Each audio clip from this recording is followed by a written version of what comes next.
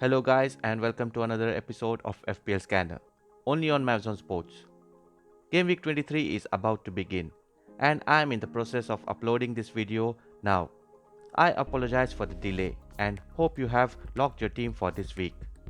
Well, I have just finished my best game week so far this season.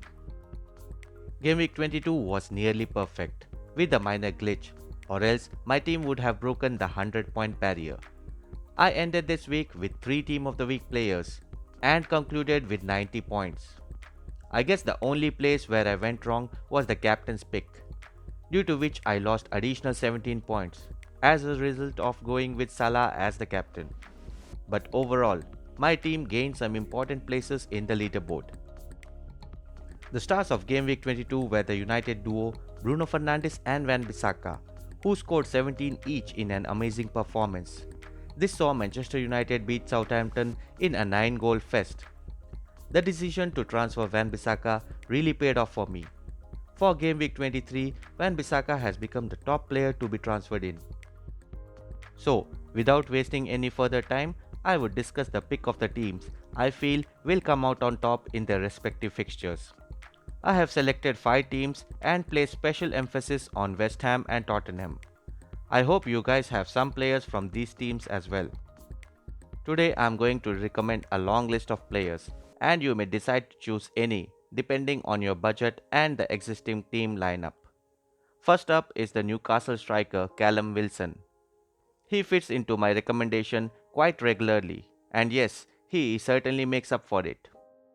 West Ham are the team in form these days and it would be a blunder not to have Mikel Antonio in your team. I have him in my team since a few game weeks. West Ham have favourable fixtures for the next 2 game weeks as well, and he would be a good choice if you haven't got him yet. Thomas Suchek has been one of the best value for money players over the past few game weeks with goals and assists quite regularly. He has become somewhat of a midfield maestro in my team and continues to supply those all important points every now and then. Currently he costs 5.4 and he certainly fits the budget. If these two aren't enough, you may also look at West Ham's latest signing, Jesse Lingard, who had an amazing debut performance where he scored 2 goals in the game against Villa. Moving on to Spurs now. Heung-min Son has been the best player overall for Tottenham.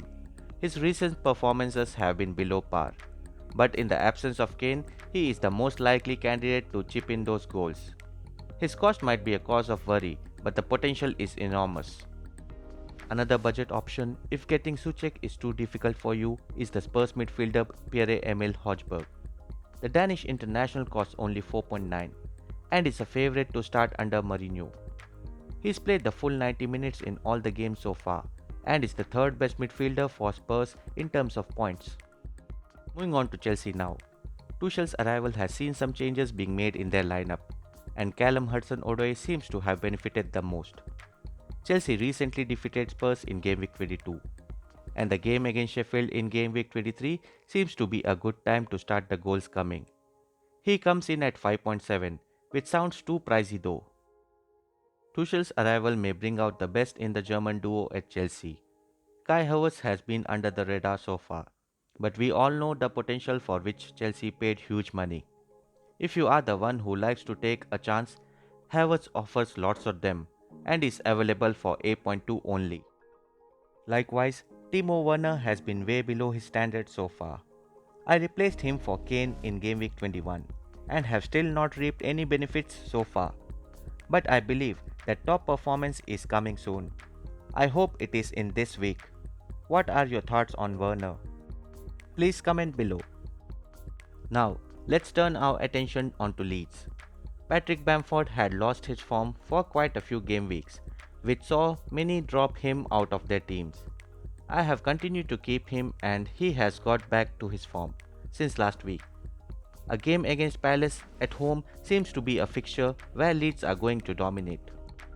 Likewise, Rafinha has been in form recently with 27 points in the last 3 games. I believe his influence in the Leeds lineup is only going to increase and his price tag of 5.3 makes him further attractive. Leeds also have a good run-up of games until game week 27. A special mention to James Maddison, who has taken up the responsibility of being the main player for Leicester in the absence of Vardy. He assisted both the goals in Leicester's 2-0 victory over Fulham. Now, let's take a look at my lineup for Game Week 23. The overall shape looks good with no injuries.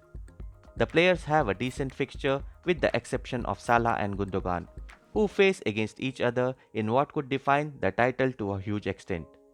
Overall, I feel I can stick with the same team and conserve that one transfer to carry forward into Game Week 24. I will however change the shape of my lineup, switching to a 3-4-3 formation for this game week. This sends Gundogan onto the bench and brings back Bamford back onto the starting lineup. I regret not picking up Fernandes as my captain last week. However, for this week, my instincts say that I should go with Son. Everton are somewhat of a bogey team for the Red Devils, and I hope they continue to do so. That's it for this week. Hope you find my tips helpful. Good luck with your lineup. Please subscribe to my channel and watch my contents. Type in Mavs on Sports in the search box to access my channel. Thank you for watching. Stay safe and see you soon.